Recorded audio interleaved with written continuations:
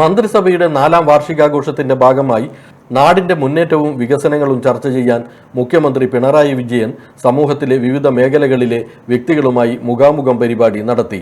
കണ്ണൂർ ദിനേശ് ഓഡിറ്റോറിയത്തിൽ നടന്ന മുഖാമുഖം പരിപാടി മുഖ്യമന്ത്രി ഉദ്ഘാടനം ചെയ്തു. പാകിസ്ഥാനുമായി സംഘർഷം നിലനിൽക്കുന്ന സാഹചര്യത്തിൽ രാജ്യം സ്വീകരിക്കുന്ന തീരുമാനത്തിനൊപ്പം എല്ലാവരും അണിചേരുക എന്നതാണ് പ്രധാനമെന്ന് മുഖ്യമന്ത്രി പറഞ്ഞു. പരമാധികാരത്തിന് ഓർമ്മേൽപ്പിക്കാനുള്ള നീക്കങ്ങളുണ്ടാകും. ഭീകരാക്രമണം ഒരു രാജ്യത്തിൻ്റെ തന്നെ പിന്തുണയോടെ നടക്കുന്ന സാഹചര്യം ഉണ്ടായിരിക്കും. ഈ ഘട്ടത്തിൽ നമ്മുടെ രാജ്യം സ്വീകരിക്കുന്ന എല്ലാ നടപടികളോടുമൊപ്പം അണിചേരുക എന്നത് ഏറ്റവും പ്രധാനമാണ്. ഭീകരാക്രമണത്തിലും നമ്മുടെ ഒട്ടേറെ സഹോദരങ്ങൾ ജീവൻ വെടിയേണ്ടി വന്നിട്ടുണ്ട്. അവരുടെ എല്ലാം വേർപാടിൽ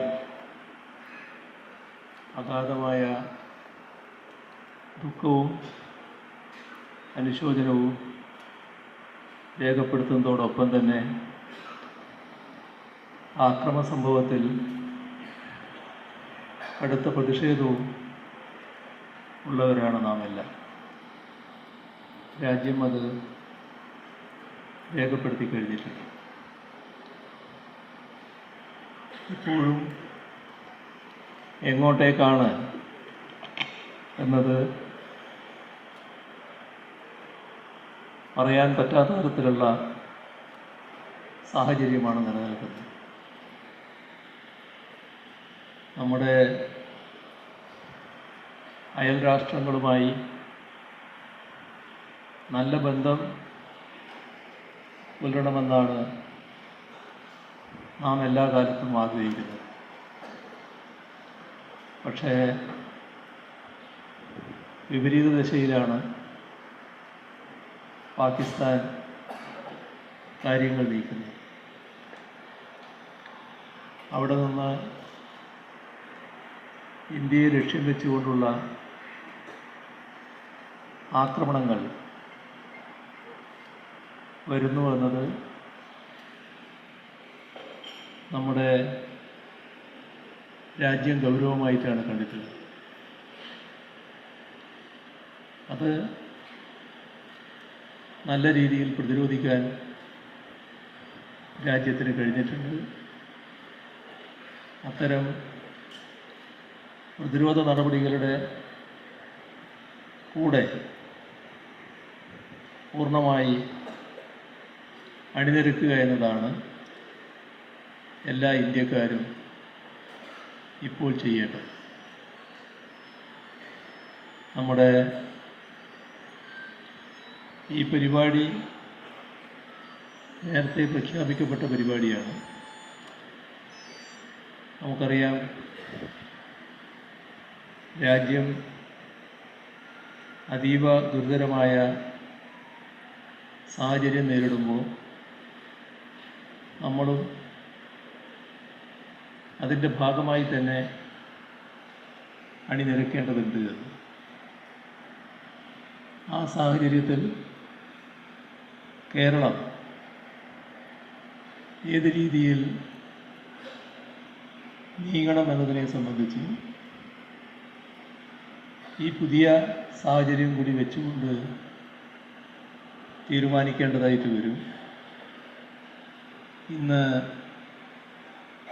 ഉച്ചയ്ക്ക് 1 മണിക്ക് മന്ത്രിസഭാ യോഗം ചേർന്ന് ആ കാര്യങ്ങൾ ആലോചിക്കുന്നതുമാണ്. നമ്മുടെ സഹോദരങ്ങൾ രാജ്യത്തിൻ്റെ പല ഭാഗത്തുണ്ട്, ലോകത്തിൻ്റെ പല ഭാഗത്തുണ്ട്. ഇപ്പോൾ അത്തരം ആളുകൾ ഇതുമായി ബന്ധപ്പെട്ട് വിഷമം അനുഭവിക്കുന്നവർ ബന്ധപ്പെടാൻ രാജ്യം സൗകര്യം ഏർപ്പെടുത്തിയിട്ടുണ്ട്. നമ്മുടെ സംസ്ഥാനം നിരവധി അന്വേഷണങ്ങൾ വരുന്ന സാഹചര്യത്തിൽ പ്രത്യേകമായ സംവിധാനം രേഖപ്പെടുത്തുകയും അത് പരസ്യപ്പെടുത്തുകയും ചെയ്തിട്ടുണ്ട്. ആവശ്യമായ സൗകര്യങ്ങളും സഹായങ്ങളും ഇതിൻ്റെ ഭാഗമായി വിഷമം അനുഭവിക്കുന്നവർക്ക് നൽകുക എന്നതാണ് അതിലൂടെ ഉദ്ദേശിക്കുന്നത്. 4ാം വാർഷികവുമായി ബന്ധപ്പെട്ടുള്ള കാര്യങ്ങളിലേക്ക് കടന്നാൽ നമുക്കറിയാം, നമ്മുടെ ഈ ഗവൺമെൻറ്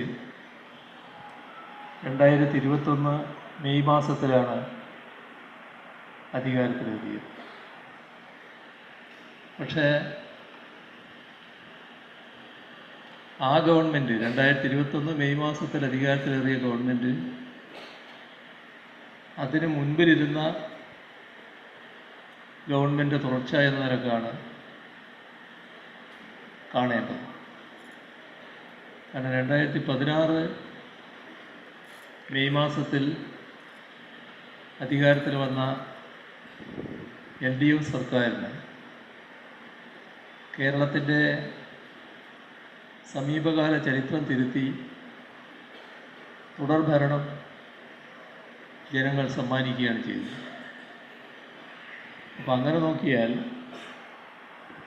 2021 ഗവൺമെൻറ്റിൻ്റെ 4ാം വാർഷികമാണെങ്കിലും 2016 കണക്ക് കൂട്ടിയാൽ LDF സർക്കാരിൻ്റെ തുടർച്ചയായ 9 വർഷത്തെ ഭരണം പിന്നിട്ട് 10ാം വർഷത്തിലേക്ക് കടക്കുന്ന ഘട്ടമാണിത്. ഈ ഘട്ടം സ്വാഭാവികമായും 2016 സാഹചര്യം പരിശോധിക്കുന്നതിനിടയാക്കും. 2016 അത്ര വേഗം മറന്നുപോകാനിടയില്ല. എല്ലാ മേഖലയും തകർന്നു കിടക്കുന്ന അവസ്ഥയിൽ കേരളത്തിൻ്റെ പുരോഗതി തടയപ്പെട്ട നിലയായിരുന്നു. നമ്മുടെ അഭിമാന മേഖലകളെന്ന് പറയുന്നവയെല്ലാം വലിയ തകർച്ച നേരിട്ടിട്ടുണ്ട്. എല്ലാ മേഖലയിലും കേരളം പുറകോട്ടായി കഴിഞ്ഞു. കാലാനുസൃതമായ പുരോഗതിയും വികസനവും നേടാൻ കഴിയാത്ത ഒരു നാടായി മാറിയിരുന്നു. അവിടെ നിന്നാണ് 2016 തെരഞ്ഞെടുപ്പിൽ കേരളത്തെ ഏത് രീതിയിൽ പുതുക്കിപ്പണിയും, അന്ന് നേരിടുന്ന പ്രശ്നങ്ങൾ എങ്ങനെ പരിഹരിക്കും എന്നതിനെക്കുറിച്ച് LDF ജനങ്ങളുടെ മുന്നിൽ വെച്ച പ്രകടന പത്രികയിലൂടെ കൃത്യമായ വാഗ്ദാനങ്ങൾ നൽകുന്നു. ആ പ്രകടന പത്രികയിൽ 600 ഇനങ്ങളാണ് ഉണ്ടായിരുന്നത്. നിങ്ങൾക്കെല്ലാവർക്കും അറിയാം, നമ്മുടെ രാജ്യത്തിൻ്റെ ചരിത്രത്തിലോ ലോകത്ത് തന്നെ പാർലമെൻ്ററി ഭരണം നിലനിൽക്കുന്ന രാജ്യങ്ങളിലോ കാണാൻ കഴിയാത്ത ഒരു പുതിയ സമ്പ്രദായം 2016 സർക്കാർ ഇവിടെ നടപ്പാക്കി. അത് എന്താണോ LDF ജനങ്ങൾക്ക് നൽകിയ വാഗ്ദാനം, ആ വാഗ്ദാനം എത്ര കണ്ട് നടപ്പാക്കി എന്ന് ഓരോ വർഷവും അറിയിക്കലായിരുന്നു. അത് ആ 5 വർഷം മാത്രമല്ല, തുടർഭരണം സമ്മാനിച്ചപ്പോൾ ഈ കാലയളവിലും അത് തുറന്നു വന്നു. 2021 600 ഇനങ്ങളിൽ വിരലിലെണ്ണാവുന്ന ഒഴിച്ച് ബാക്കി മുഴുവൻ നടപ്പാക്കിയ ഒരു സർക്കാർ എന്ന നിലയിലേക്ക് LDF സർക്കാർ മാറി. മുഖാമുഖം പരിപാടിയിൽ മന്ത്രി രാമചന്ദ്രൻ കടന്നപ്പള്ളി അധ്യക്ഷത വഹിച്ചു. കഥാകൃത്തുക്കളായ ടി പത്മനാഭൻ, എം മുകുന്ദൻ, പത്മശ്രീമാരായ മട്ടന്നൂർ ശങ്കരൻകുട്ടി, SRD പ്രസാദ്, സംഗീതജ്ഞൻ കാഞ്ഞങ്ങാട് രാമചന്ദ്രൻ, സിനിമാ സംവിധായകൻ സന്തോഷ് കീഴാറ്റൂർ തുടങ്ങിയ പ്രമുഖർ മുഖാമുഖത്തിൽ പങ്കെടുത്തു. Collector Arun K Vijayan, doctor V Sivadasan MP, MLA മാരായ MV Govindan master, KK Shailaja, KP Mohanan, M Vijin, TI Madhusoodanan തുടങ്ങിയവർ സംബന്ധിച്ചു.